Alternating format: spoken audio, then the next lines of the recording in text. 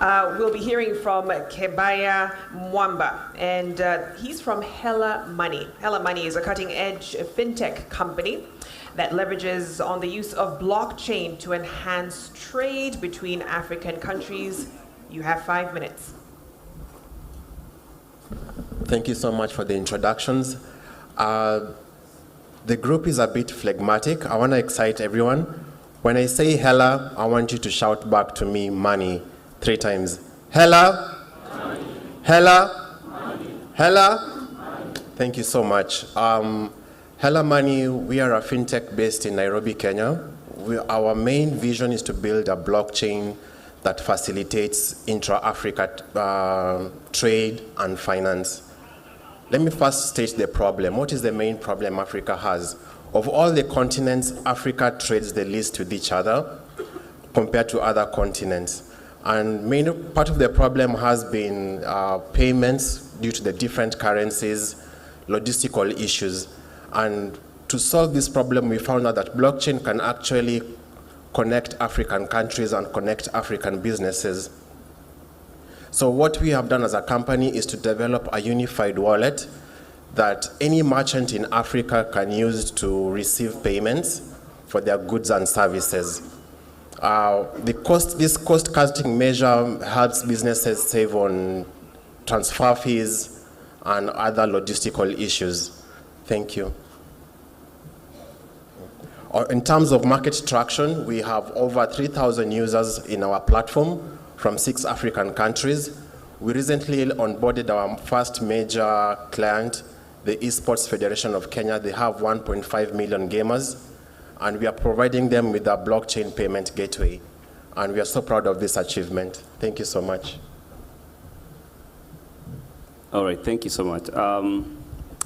There was a time when the word blockchain used to generate lots of interest from investors. I don't know if it's still the case today. I guess what I'm trying to understand is what makes you unique in terms of value prop that I would choose you as opposed to your competitor. Thank you so much. The use of blockchain allows us to cut certain costs in the sense that, for example, when it comes to business payments, there's a lot of forex costs, there's a lot of transfer fees. Now, the blockchain allows us to minimize those costs to a fraction and also cut the turnaround time on any transaction. The interest on blockchain is still quite strong within the private sector and also within the public sector. Our national government is actually looking at several blockchain applications that they can use in this country. So just clarify for me just that part on your unique value prop, because I think that's also important. Thank you. So our unique value proposition is the turnaround time on transactions. Any trader in Africa will instantly receive their funds into their wallet, regardless of the country and regardless of the currency. Our internal blockchain engine does the real-time matching of all transactions. Yes. Hi, Kebaya. Thanks for the description. Just to draw more on what John has mentioned, so I know the platforms like Bybit, Crypto.com, Robinhood, Yellow Card, Bundle, doing the same thing. What's special about yours? I'm still not seeing that coming through. Those platforms are actually more focused on the trading, speculating part. For us, we are looking at blockchain as facilitating trade for African businesses. We do have a merchant module inside our application. If you're a merchant, you get a free account, you get a free QR code and a free Hela ID, and instantly somebody with a Hela wallet, regardless of where they are in Africa, they can pay you for your goods and services. So we are not into the speculation business, purely facilitating trade inside Africa. And so what's your commercial model? How do you benefit from this? We do charge a small percentage on all transactions that are done on the platform, around 1%. Hi. Hi. Congratulations, good job. Thank you. Maybe you want to talk to us a bit about traction so far in terms of turnover, revenue, and growth in different markets. Thank you. As I said, we do have a client wait list of over 3,000 users from 6 African countries, from Seychelles to DRC to Ethiopia to Kenya, Uganda, and Tanzania. In terms of corporate client, as I said, last week we signed our first major client. They have over 1.5 million gamers, and we are providing them with a blockchain payment gateway for all the Web3 gaming in Africa, and it's a very big win for us. In terms of deal flow, average per week we are getting trade inquiries of up to $200,000, and part of our ask in this presentation is that we do need financial partners. We are raising around $2.25 million, and here I welcome the likes of KCB, Citibank, and Deloitte can maybe partner with us to raise these funds for this business. Thank you. So, Kebaya, so just in terms of the fundraising required, where exactly would you put this money? What are your biggest challenges with the business? We want to scale up our business into the major market like Nigeria and South Africa. So it means scaling up our HR, scaling up our tech team. Much of the funding will go into that field. And our main vision, the way we've exported M-Pesa to the world, we want to export Hela as a brand, as a Kenyan brand to the world. We want to have Hela in Nigeria, Hela in South Africa, Hela basically anywhere in Africa.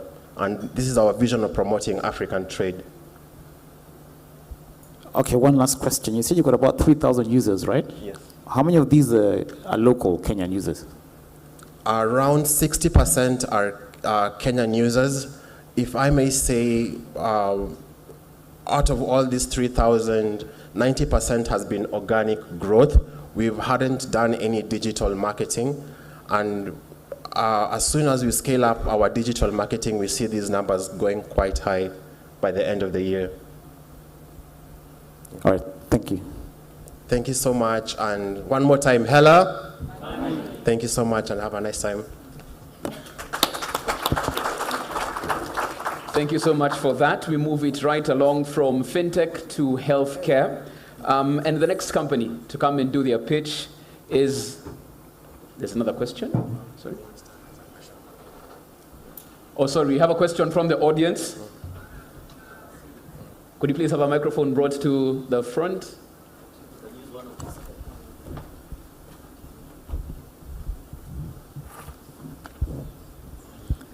My friend, your name is Kebaya Mwamba. Kebaya. I think we need to have a conversation, but I want to ask 2 questions. Thank you. When you are providing the blockchain payment solution, are you also providing the core trading platform, or you depend on other people to have the trading platform, and then you power them with the blockchain payments? So what we've done, our merchant, when you open a merchant account, you get an API that you can instantly integrate into your web application, be it mobile, be it web. If you do not have that, you as a merchant, you get a QR code that you can hang on your business, and any person with a Hela wallet will just scan and make an instant payment to you, regardless of the currency. Fair enough. Now, in terms of the trades, traders that are on using your platform, yes, obviously they have to get money from a base currency into the blockchain. Yeah. So that is in which currency? So we are currency agnostic, meaning regardless of the country you are in, you'll be able to transact in your native currency. So for example, you can do bank to your platform. Yes, you can. Or M-Pesa, for example, to your platform. You can. Yes, you can. And then another country will also do it in their own currency. Yes, yes. And the reason I'm asking you this is because now we have a very serious situation, yes, with the hard currencies. Yes. And this is not just a Kenyan situation. Yes. It is a Pan-African situation. And I will give you an example. Tea. Our tea exporters right now are unable to sell in Egypt, one of our core markets. The reason being, that in Egypt they don't have the dollars to pay them, to pay us. Yeah. So how can we be able to use blockchain solutions such as yours to get out of this trap of hard currencies, especially within the African markets? Thank you for that question. Actually, that has been part of our motivation. We do not use the US dollar in settling trades on the platform. If you have Egyptian dollars, you can load it onto the platform and you can pay a Kenyan trader who will receive the money on this side in Kenya shillings. There's no need for any counterparty to have US dollars on the trading platform. So purely trade will be based on African currencies alone. So perhaps what you need more than the money is the opportunity. So let's have a conversation. Yes, thank you.